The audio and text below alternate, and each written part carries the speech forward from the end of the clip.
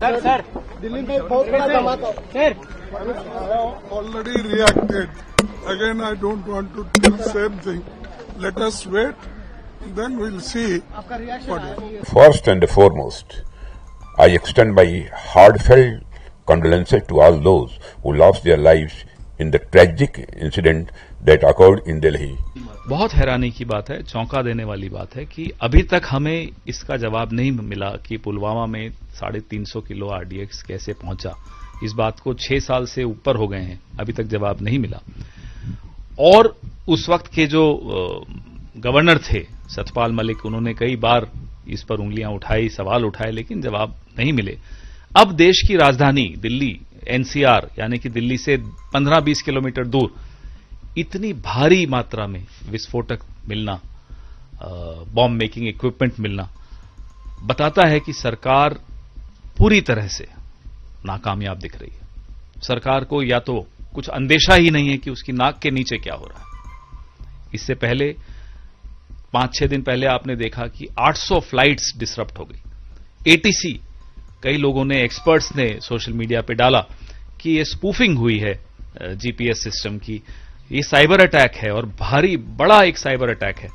जहां खुलासा हो और षड्यंत्रकारी पकड़े जाएं, इसके पीछे कौन था और इंटेलिजेंस बार बार क्यों प्रश्न लग जाता है, इंटेलिजेंस हमारा फेलियर क्यों होता है। बहुत ही अनफॉर्चुनेट है ये हादसा और सभी एजेंसीज अपना काम कर रही हैं और पूरी तरीके से इसकी तह तक जाने का उनका काम चल रहा है। और हम खुद अस्पताल गए, जो भी इंजर्ड लोग थे मेरा उनसे मिलना भी हुआ, उनके परिवारों को कोई दिक्कत ना आए और सरकार का पूरा सहयोग उनके साथ है, पूरी संवेदनाएं भी। हाँ, तो सख्त कदम अगर उठेगा तो रुक जाएगा। चुनाव के समय में इस तरह की बातें यदा कदा होती रहती हैं, उससे बिहार के लोगों को कोई विचलित होने की जरूरत नहीं है।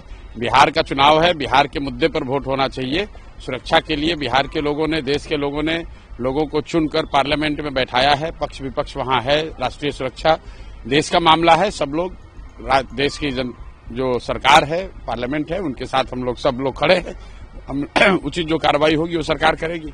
मुझे उम्मीद है कि भारत सरकार और उनकी एजेंसियां इस बात की खोज करने में कामयाब होंगे कि इसमें किसकी साजिश है, इसके पीछे किन लोगों का हाथ है, और आने वाले समय में उनको सज़ा भी दी जाएगी।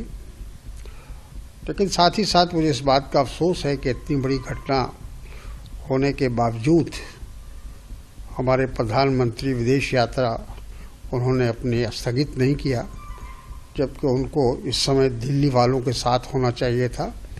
और देश के अंदर इतनी बड़ी घटना हुई है, आतंकवाद का हमला हुआ है, और वो विदेश के कार्यक्रम में शामिल हो रहे हैं।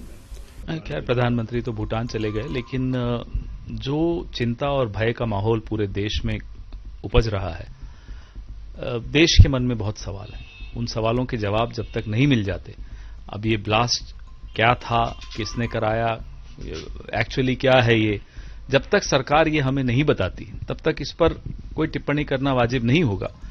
बहरहाल एक भय का माहौल है, देश की राजधानी में है। देश की राजधानी में यूं इस तरह से ब्लास्ट होना अपने आप में बहुत सवालों को जन्म देता। क्योंकि देश के प्रधानमंत्री जी ने ये कहा है कि षड्यंत्र और जो भी उसके पीछे हैं उसका पर्दाफाश होगा और उसके खिलाफ कड़ी से कड़ी कार्रवाई होगी। तो जब देश के प्रधानमंत्री जी ने बोल दिया है तो हमें पूरा भरोसा है कि प्रधानमंत्री जी वो खुलासा करेंगे, सरकार खुलासा करेगी कि इसके पीछे कौन था, किसकी वजह से इतनी बड़ी घटना हो गई, वो भी राजधानी में, और उस जगह जो हमारा प्रतीक है, जहां से हम आजादी के और हमारे देश के प्रधानमंत्री होकर के देश को संदेश देते हैं। ऐसी आजादी के प्रतीक की जगह पर इतनी बड़ी घटना होना निंदनीय है। इतने बड़े पैमाने पे लोगों की जाना, ये बहुत दुखद है। बहुत भारी मन से आया हूं। कल शाम दिल्ली में हुई भयावह घटना ने सभी के मन को व्यथित कर दिया है। मैं पीड़ित परिवारों का दुख समझता हूं। आज पूरा देश उनके साथ खड़ा है। मैं कल रात भर इस घटना की जांच में जुटी सभी एजेंसियों के साथ, सभी महत्वपूर्ण लोगों के साथ संपर्क में था, विचार विमर्श चलता था, जानकारियों के तार जोड़े जा रहे थे। हमारी एजेंसियां इस षड्यंत्र की तह तक जाएगी। इसके पीछे के षड्यंत्रकारियों को बख्शा नहीं जाएगा। देखिए, बिहार में जो लड़ाई है वो असली मुद्दों की जुमलों से लड़ाई है। हम असली मुद्दों पर चुनाव लड़ रहे हैं। नरेंद्र मोदी के भाषण आपने सुने, अमित शाह के भाषण आपने सुने। अमित शाह ने तो खैर पूरा वक्त ही बिहार में गुजार दिया। ऐसा कोई गृहमंत्री हमने देखा नहीं कि देश की सुरक्षा की चिंता नहीं है, बिहार में जाकर बैठे हैं। जिन होटलों में रहते हैं, जहां मीटिंग्स करते हैं, वहां सीसीटीवी कवर करवा देते हैं। ये किस तरह का गृहमंत्री? तो लड़ाई असली मुद्दों की इस तरह की लफाजी से है और इसमें भूमिका चुनाव आयोग की बहुत महत्वपूर्ण है। रेफरी की भूमिका बहुत महत्वपूर्ण है। रेफरी की भूमिका पर सवाल उठ रहे हैं, लगातार उठ रहे हैं। राहुल गांधी ने भी उठाए और अब तेजस्वी यादव जी भी उठा रहे हैं कि वहां वीवीपैट की पर्चियां मिल रही हैं, स्ट्रांग रूम्स से बिजली बंद हो रही है, अनेक संदिग्ध गतिविधियां चल रही हैं। रेफरी चुप है। इस सरकार में सब चुप हो जाते हैं, सवाल बर्दाश्त नहीं करते, जवाब नहीं देते।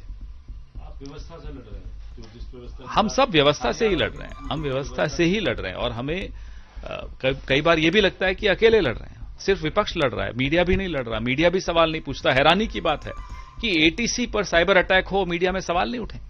हैरानी की बात है कि 16-17 घंटे 18 घंटे हो गए ब्लास्ट को। देश की राजधानी में 8 से ऊपर लोग मरे हैं, कई लोग घायल हुए हैं। कौन से सवाल पूछे जा रहे हैं? हमें तो नहीं लगता। सिर्फ आपदा में अवसर कैसे ढूंढें, यह हो रहा है। कैसे पोलराइज करें देश को, यह हो रहा है। सवाल का जवाब नहीं मिल रहा। सवाल पूछे भी नहीं जा रहे। हैरानी की बात यह है।